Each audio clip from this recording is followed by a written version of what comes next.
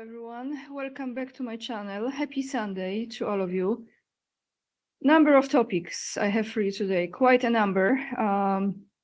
I think you might enjoy this video because we will be going a little bit deeper into some rabbit holes. We will also revisit a news from 2023, believe me or not. Well, I was not aware as much as I am today. Of course, I don't know everything. We will never know everything, but did you know that Trump has received a Torah crown? Yes, he was crowned with Torah. We're going to look into it. This is an interesting article and a video. And who was the rabbi that was giving that Torah to Trump? We will look into Erika Kirk again. And why is that? Because it looks like allegedly, her family, or a big part of it, is Jewish. Are we surprised, everyone? We should not be. We're going to read this post because it might be on point. We will also look at the video that will bring to you more information about the connection of Erika Kirk's mother and drones and military complex, industrial military complex. The Department of Defense. I always say ministry because we have Ministry of Defense in Poland. The Department of Defense and that meeting that took place in Arizona.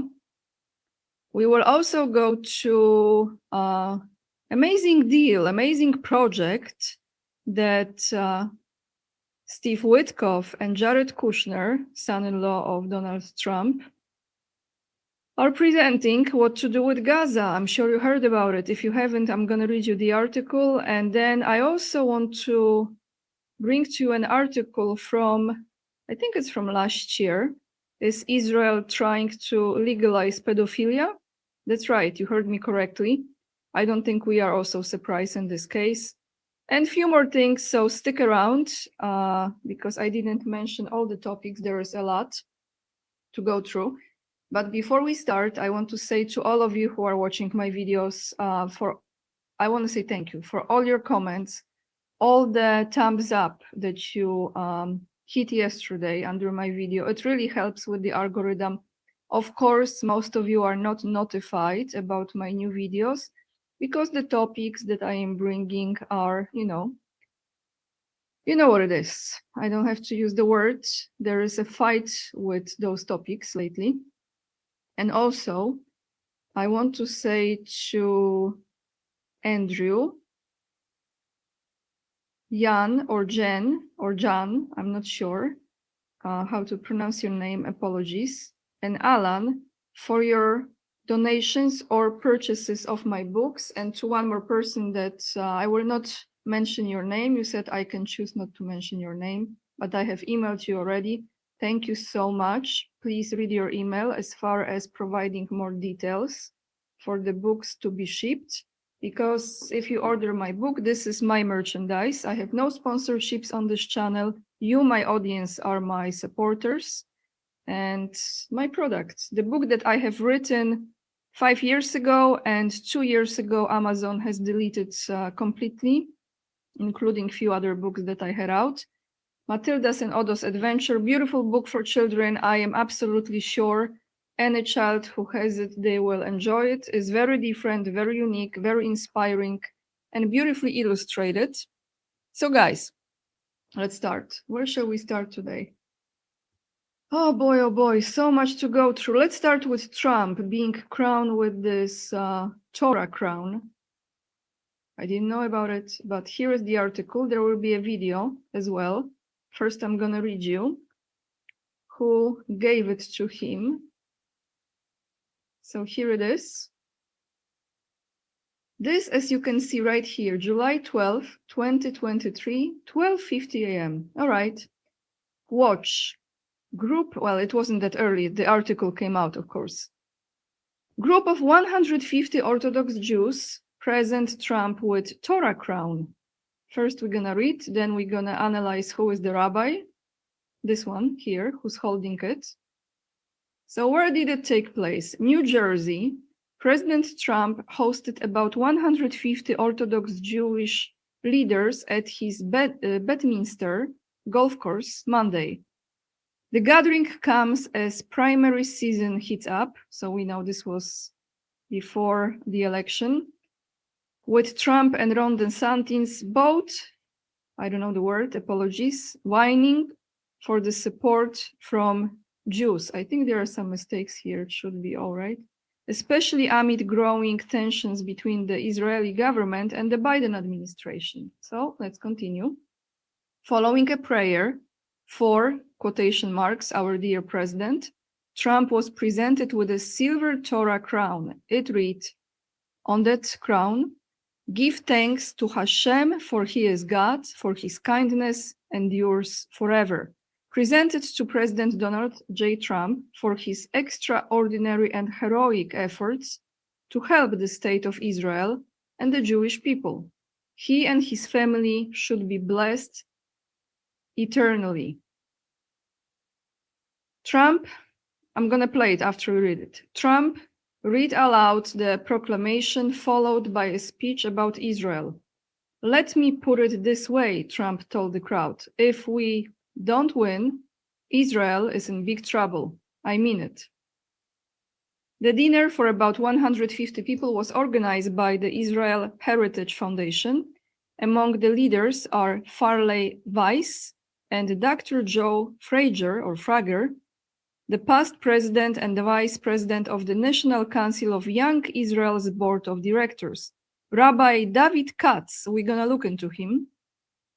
The organization's executive director said the group feels Trump has earned his place in history for his steadfast support for Israel, his administration's efforts to move the US embassy from Tel Aviv to Jerusalem, and for reorganizing Israeli sovereignty over the Golan Heights. Quoting now the rabbi, this is our expression of gratitude. So before I play this video, actually, you know what, let me play this and then we look into this rabbi, because again, like I'm telling you guys, it's all connected. We keep on following Chabad Lubavitch, and this is just another dot, another dot to connect.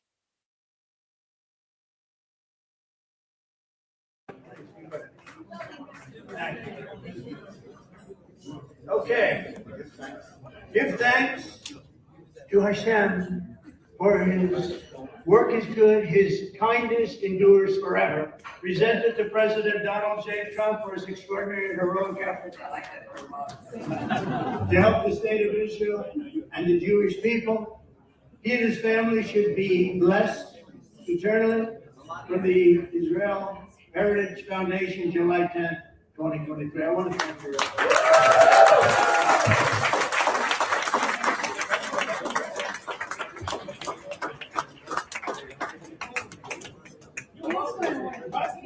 Let me put it this way. If we don't win, Israel's in big trouble. I really mean it.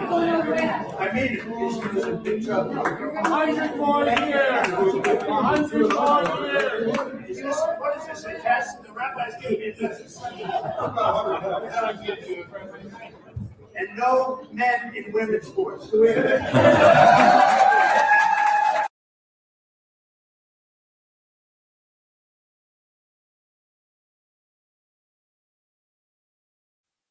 All right, everyone. So who was that rabbi? You know, there was just one rabbi with that hat. Black hats, right? Or men in black? Okay, let's look into him. Let's look into him. So, Rabbi David Katz, often referred to as David Katz, is a prominent leader within the Chabad Lubavitch movement, currently serving as the co-director of Chabad Lubavitch of West Hampstead in London. Cheers, mate. Key leadership and roles. You have to, let's just go through this, guys. Chabad of West Hampstead, because, you know, they are everywhere. You just go on the map, except North Korea and Cuba. Established the center in July 2010. What happened, guys? We have to follow this. A lot of places, they They went to a lot of places around year 1999, 2000, or around 2010. Very interesting. Established the center in July 2010 alongside his wife, Mrs. Hannah or Chana, I don't know how to pronounce, Katz. They provide religious services, educational programs, and a home away from home for Jewish residents and young professionals in Northwest London. So this is Chabad Lubavitch location in London. I'm sure there are many. This is just one of them, probably the main one in the UK. Chabad House of Hendon. Prior to his work in West Hampstead, he served at the Chabad House of Hendon starting in 2004, where he was Jewish Learning Institute course instructor. Sorry, I wrote it wrong way. Where he was a Jewish Learning Institute course instructor and led popular community events, community services. He officiates Jewish weddings and oversees diverse programs, including children activities and community meals. So he is probably the one when Starmer had Hanukkah celebration. I'm not having this video at the front of me, but he is the one that makes sure that UK is run smoothly. So Mazel Tov, right? So we have this off the way. Now let's stay on that topic as far as the Jewish connections go. Let's go to the post. Let me find it, guys. Just one moment. I have a lot ready for you today as well. Again. Well, actually, let's do this one first. This will be quick. So the new mayor of New York, Zoran Mamdani, prays at the grave of Rabbi. So this is the same grave that I showed you yesterday that Trump was visiting. Grave of Rabbi, the Rebbe Schneerson. Okay, and we're gonna read about it. This is the same grave. This is very recent visit.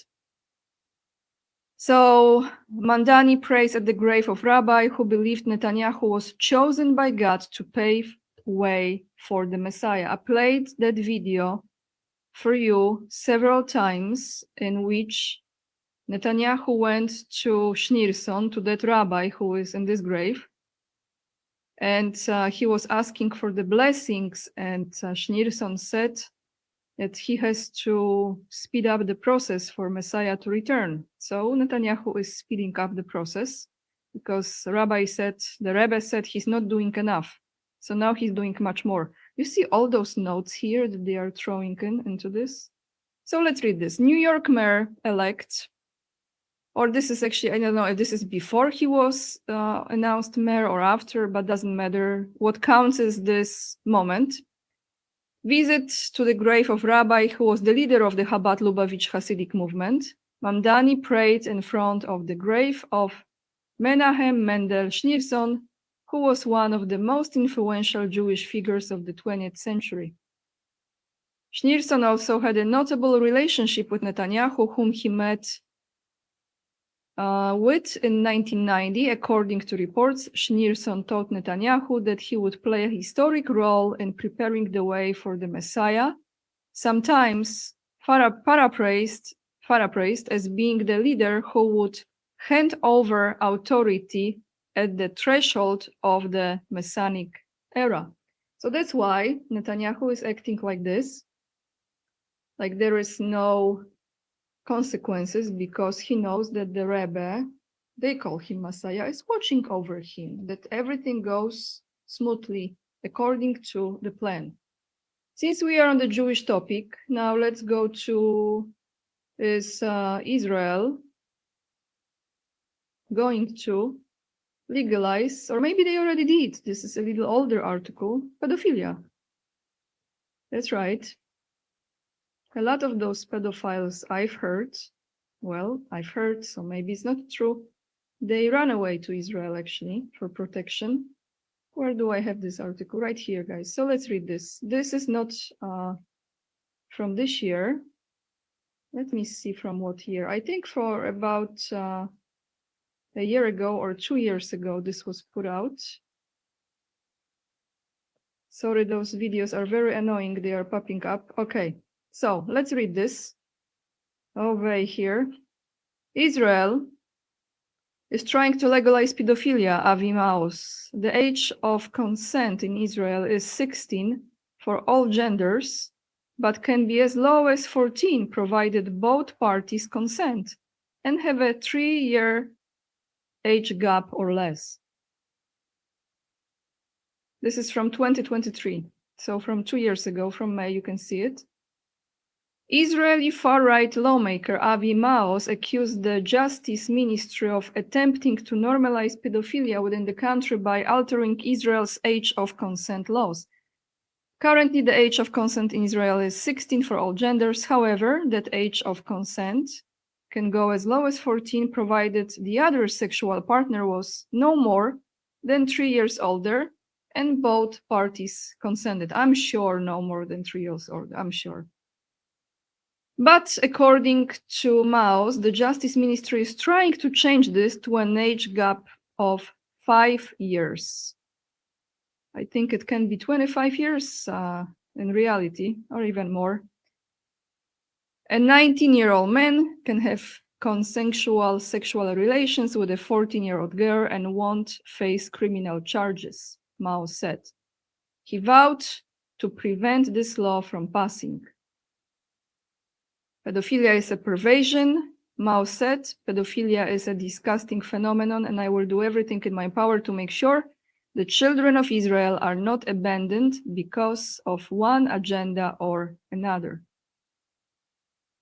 So you can read the entire article. I will attach the link down below in the description box. Now let's jump back on the Erika Kirk story. So I came across this post that make some statements, which I think this could be true, of her family being Jewish. So let me find it, guys. Where do I have this? I think right here. Perfect. I'm going to read you first, then we're going to play this video. It's actually a really fast-paced video, so I will attach the link if you want to watch it and slow it down, but let's read this first.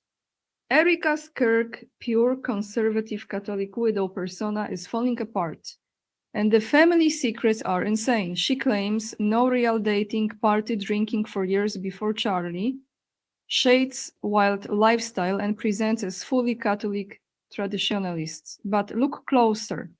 Her aunt, Carla Franzfe, or Franzfi, I don't know how you say that last name, her dad's sister, married casino tycoon Jack D. Solomon in Vegas, 2002, marriage certificate, 30-year age gap. Meet Carla Franzfe Solomon, lives in Salt Lake City, Utah, studied at University of Arizona, profile still up, showing her with Jack. Jack built the famous Colorado Bell Casino in Laughlin, restored Jerusalem's Zion Gate. So this is the family. Oh, you see. Okay, let's continue. Co-founded Israel's Armed Corps Museum at Latrun, trustee for Hebrew University, major donor to Jerusalem Foundation, deep pro-Israel power player with Utah roots. Okay, so you remember when I played for you that, well, I didn't play, I showed you the posts on her Instagram. Actually, I showed you this even yesterday in my video. So go back to my yesterday's video. And she was addressing that Zion Gate restoration stone. There was like a stone that was a memorial, not memorial. It was showing that her family was involved in the restoration of the Zion Gate in Jerusalem. So here this says that Jack built the famous Colorado Bell Casino in Laughlin and restored the Jerusalem Zion's Gate. You see, all makes sense now. The marriage plugs Erika's family directly into prominent Jewish networks, that is, Rothstein, Solomon names everywhere in records. Then there is Nicole Rothstein's Erika actual cousin, through Carla, but always called best friend, twin soul, sister, roommate. Nicole's old post, then at Madonna's concert, Rockefeller Christmas tree, 2 a.m. New York City nights with drinks flowing. Nicole dropped party videos from her roommate days, Cabot Phillips, TPUSA insider, spamming "I cannot stop watching this. Nicole, that's our girl," tagging Erika. Yet Erika goes on national TV, "I didn't drink, barely dated," criticize roommates for heavy partying, multiple men. She lived the full Miss Arizona model New York City nightlife before Charlie. Fine if true, but why lie about it while preaching trade values and running TPUSA? So let's play this video, everyone. It will be really fast. So again, like I said, I will attach the link down below in the description box. This explains a lot, actually. So Jewish roots, I'm not surprised at all. Merry Thanksgiving to you. Merry Thanksgiving to you. Merry Thanksgiving to you.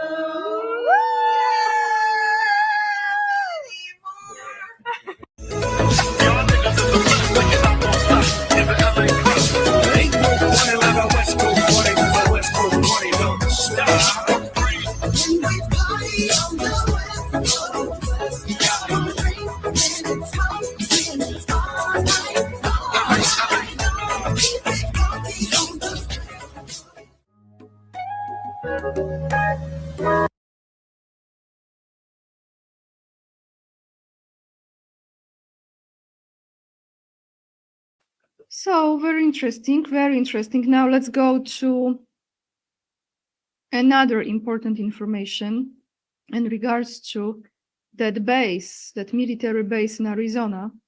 And that was mentioned during one of Candace Owens' latest live streams.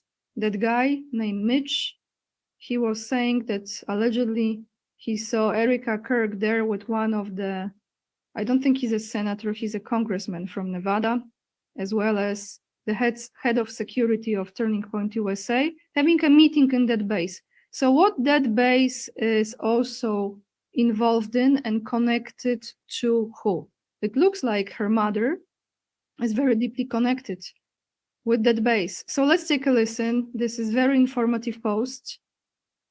Just give me a moment to find it.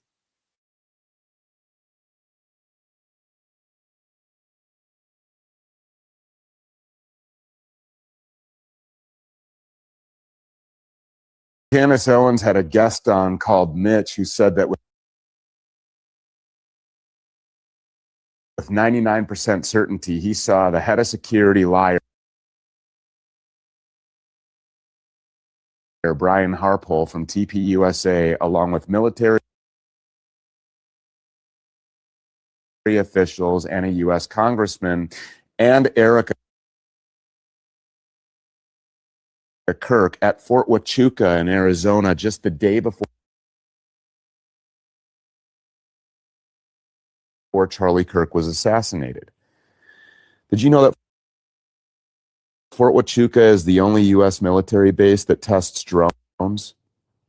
That's where they test unmanned aviation vehicles, what was flying all over the place above UVU the day that Charlie Kirk was killed, drones, along with military aircraft, both foreign and American. The American one, specifically a Bombardier 65,000, which was designed for the singular purpose of deploying and retrieving drones.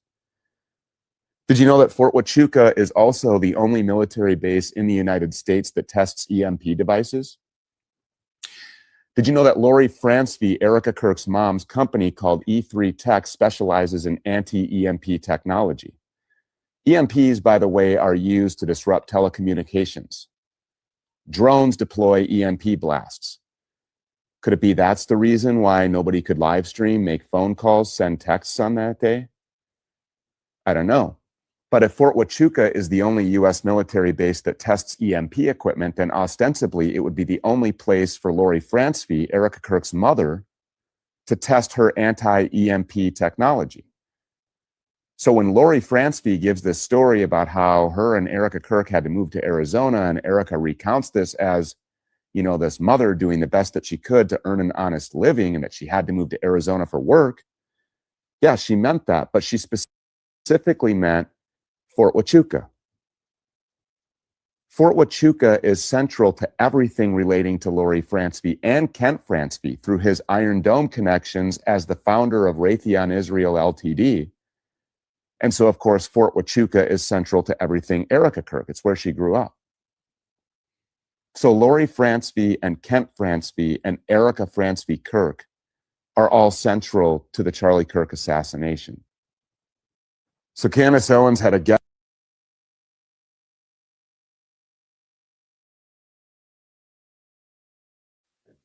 Fascinating, isn't it? Very informative. So we are connecting more dots here again. And I have to say, I wanna read you one of your comments because I actually agree with you. This is regarding Candace Owens. So just give me a moment here. All right. This comment is from Raquel Brack. I give you the heart because I have to say this really points at an important aspect of Candace Owen doing what she's doing. So let me read you first this. You are wrong about Candace. If it weren't for her, this would be swept under the rug, just like the JFK and RFK assassinations and others. Also, just how they are now trying to disappear the Epstein files by using war to get America's attention of these revelations about the criminality and takeover by Israel of the United States. This is typical about those that rule America. That they lie, they cheat, they kill, they hide it all from Americans. They bury it or try to, and they mainly succeed. Thank God for Candace, a true friend of Charlie Kirk, also exposing herself for the sake of the truth to assassination. Raquel, I want to say thank you for this comment because, if I trust completely or not, that's a different story. But you pointed out that something very important. I was thinking about it, actually. It's true, because she keeps on going with this. Now, is it a psyop or not? That's a different story.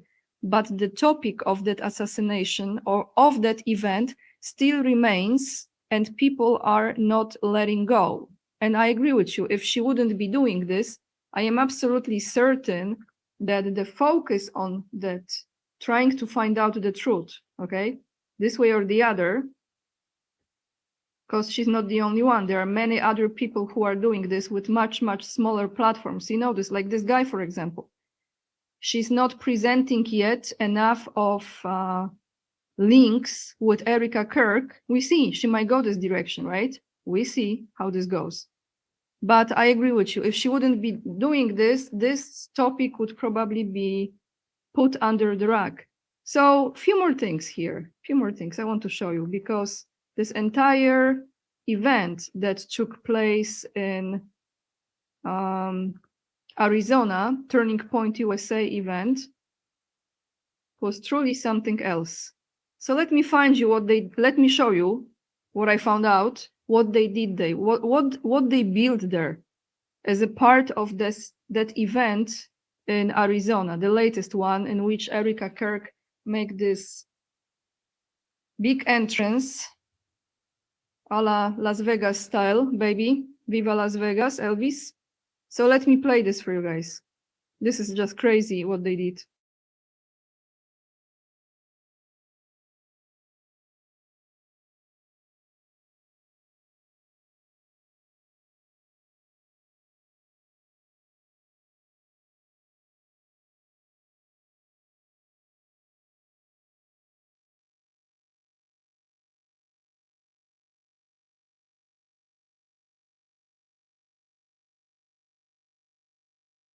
Just bear with me. I have to find this video. Sorry for the delay. I have to go to the videos I saved, and I have so many that it can be overwhelming sometimes.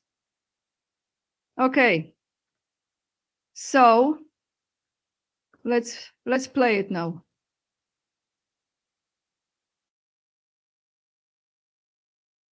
See from behind me, this is a recreation of the tent where Charlie Kirk lost his life at Utah University in September, and people are taking selfies with it.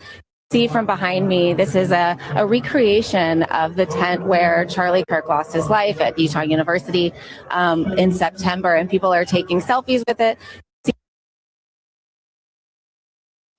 So guys, what the heck is this? They created a tent.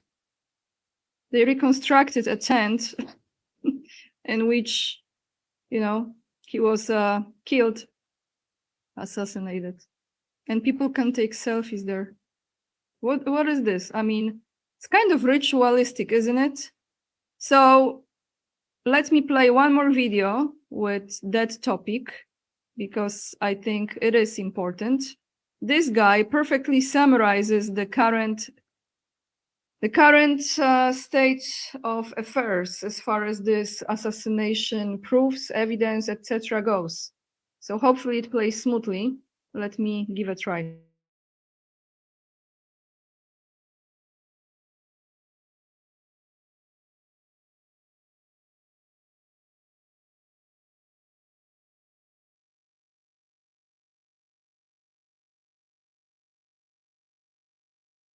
Death certificate. There's no ballistics report. There was no crime scene investigation. There were no paramedics. There were no police swarming it right after. There was a plane that left 30 minutes right after that was 20 minutes away from the venue. There was a funeral held 11 days after in a stadium that was or wasn't booked 4 months before. That was booked in 11 days and put together with pyrotechnics and WWE style showmanship. You have a shooter that left the screwdriver on the roof, changed 3 times or 2 times, and left the rifle, assembled the rifle, disassembled the rifle in 6 seconds. Then they found the rifle on Palantir property. Somehow he reassembled the rifle without the screwdriver that he left on the thing. You know, I mean, just all of it. None of it makes sense. So and this it's is the JFK same all over again. It's the exact same pattern down to the magic bullet that supposedly 30-06 or whatever the heck it was, or whatever, that was stopped by Superman's bones. The exact same, the Patsy, I mean, all of it is JFK. Do you think the guy that they're saying that shot him, which doesn't seem to be believable? You mean the guy that went to college for a month at a CIA school whose parents were in the government did something that what? No, I don't. So is he going to go down? I believe it as much as I believe that a bullet whizzed past the president's ear. Yeah, I know. Do you think that he's going to go down for the crime? I think he will not make it to trial. There's no death certificate. There's no ballistics report.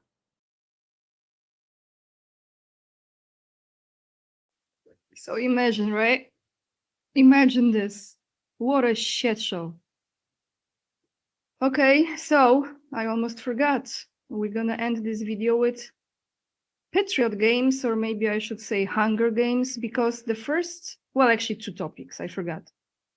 Before we go to the Hunger Games or Patriot games, I'm being very sarcastic, because when I heard about those Patriot games being introduced by Trump, I was like, games, sounds like Hunger Games. So we're gonna go to it. But before, how could I not bring this to you? I'm sure a lot of you already know about it. It's all about money, isn't it?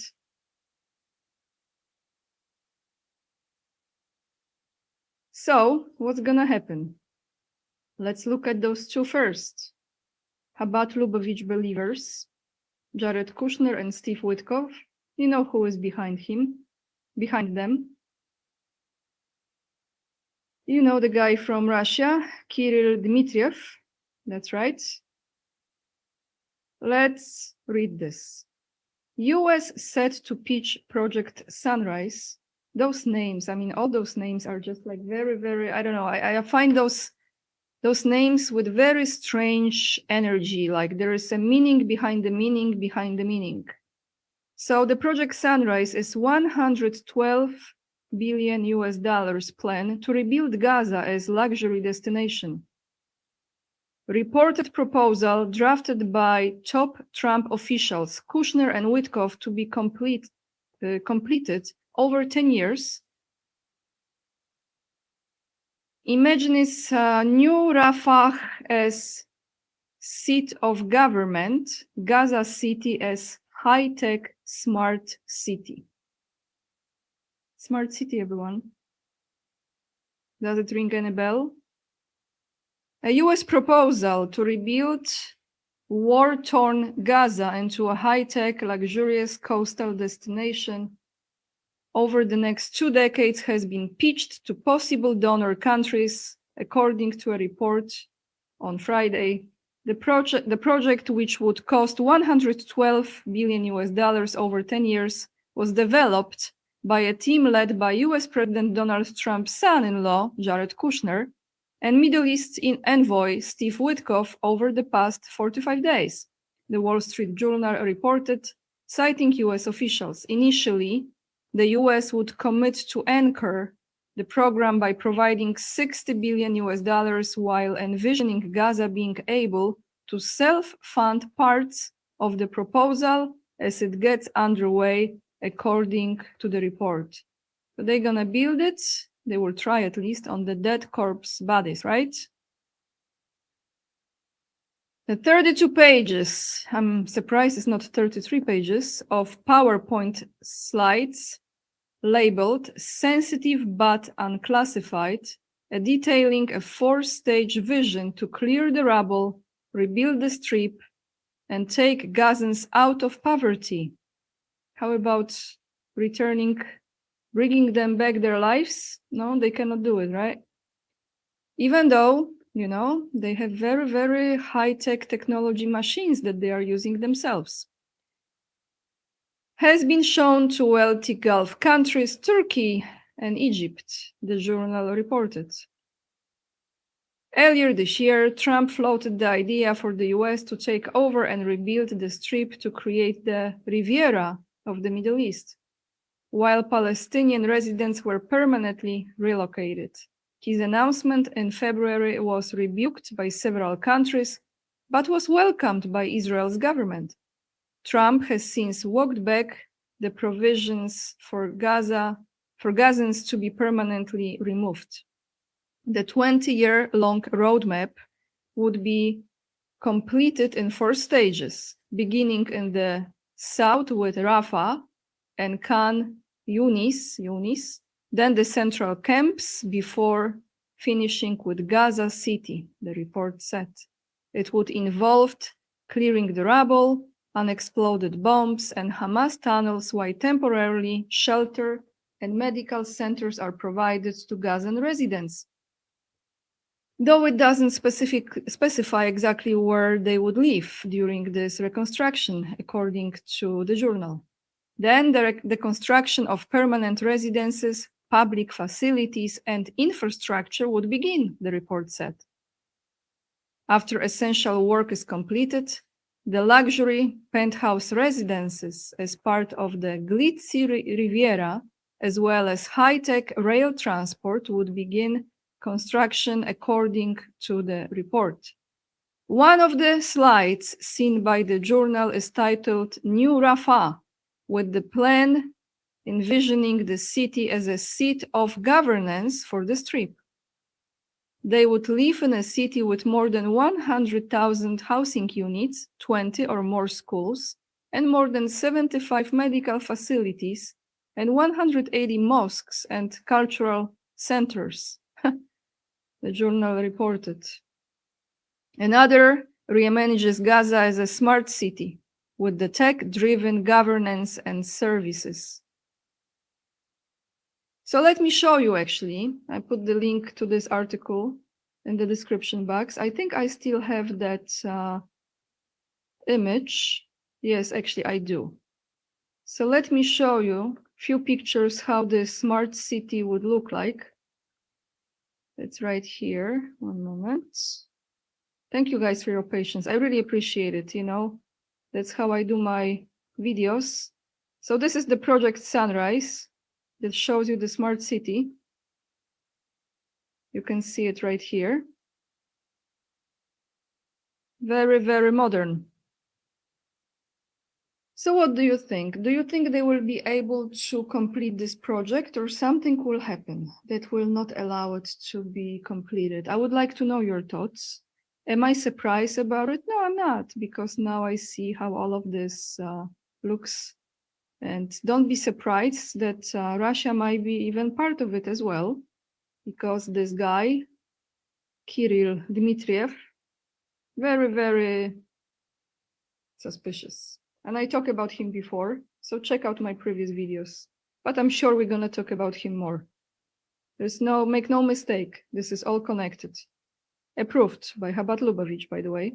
So now, last but definitely not least, let's talk about Patriot Games, or Hunger Games maybe. So let's go to Trump for a brief moment.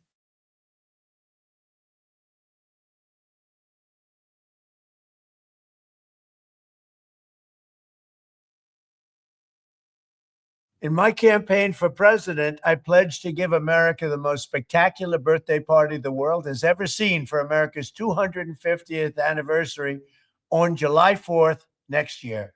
Already, we've had big celebrations to commemorate the 250th birthdays of the Army, the Navy, and the United States Marines, but there is much, much more to come. We're going to have a good time. As we ring in 2026, Americans across the nation will see the iconic Washington Monument illuminated with festive birthday lights to honor the start of this historic anniversary year. Then from June 25th to July 10th of next year, we will host the Great American State Fair on the National Mall, featuring pavilions from all 50 states, highlighting breathtaking innovations and celebrating America's exceptional history and culture. Frankly, you'll never see anything like it, and you'll never see anything like it again.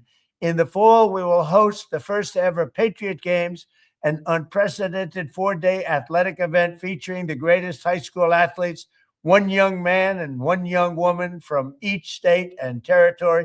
But I promise there will be no men playing in women's sports. You're not going to see that. You'll see everything but that. As I first announced in 2020,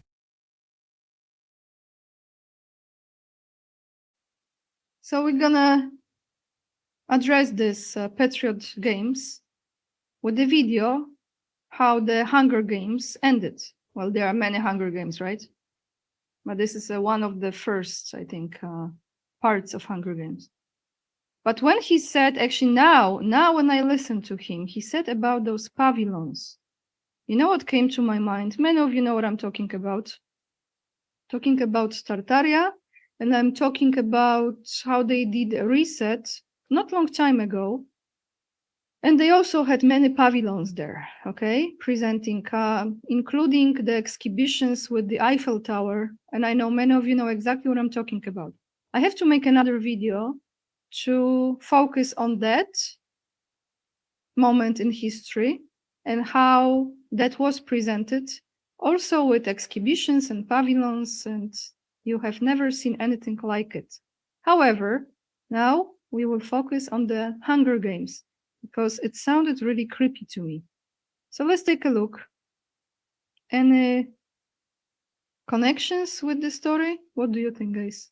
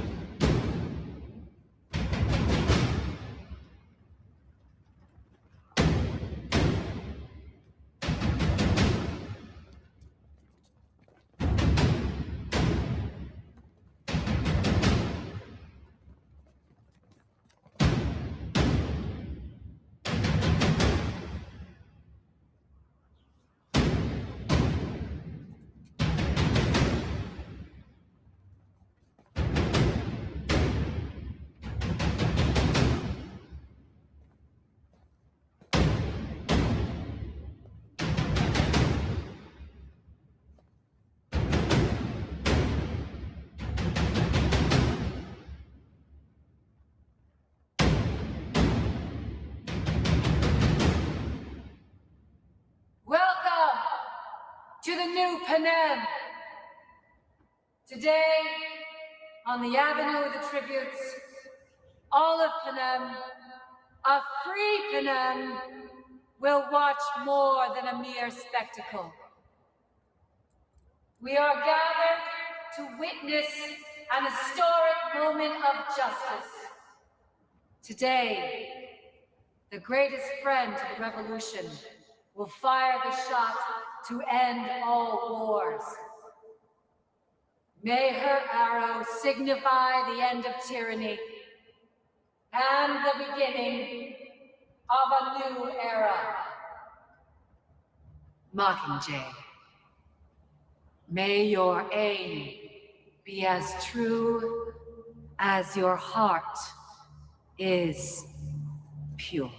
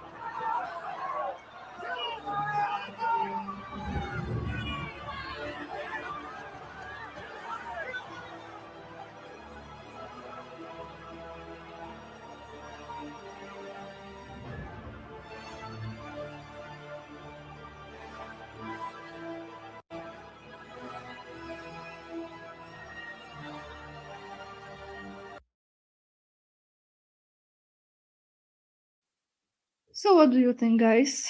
What do you think? That flag look kind of like a European Union flag, slightly. That city look kind of like a smart city, very much likely. That area look like somewhere in Utah. God only knows. They always show you what they want to do, right? Is it going to happen? Honestly, I think they will try, but I don't think they will succeed. I don't think they will succeed. Interesting names: Sunrise Project and Patriot Games. So let me know what you think. That's all I have for you today. Thank you so much for watching my videos. To those of you who don't get notifications, I recommend you to go on my channel, just search my channel, and then go to the main page and see what was the latest video. I know it's a bit time-consuming, but when you talk about certain things, especially certain rabbis and certain cult, you are being suppressed, or Erika Kirk Jewish family roots, you know. So thank you guys so much for your support, for watching, for hitting the like, for subscribing, leaving the comments, and for purchasing my book, Matilda's and Odo's Adventure. The best way, and I'm using this for now, I will create a different form of payments in the future, but for now, you can purchase it by making a donation in the price of a book on PayPal, and then I will contact you for the mailing address. So the link is also down below the video in the description box. And also, if you choose to support me, the other way is to donate on PayPal, become my Patreon supporter. It really helps a lot, or local supporter. And yeah, you follow me on Instagram too. If you have Instagram, it's AniaK_44. That's it for today, everyone. Lots of love. And remember, we are the leading edge and we are saving humanity. And I want to say one more thing. You know, I was thinking about it too. There is no crowd on the leading edge or at the leading edge. There is no crowd.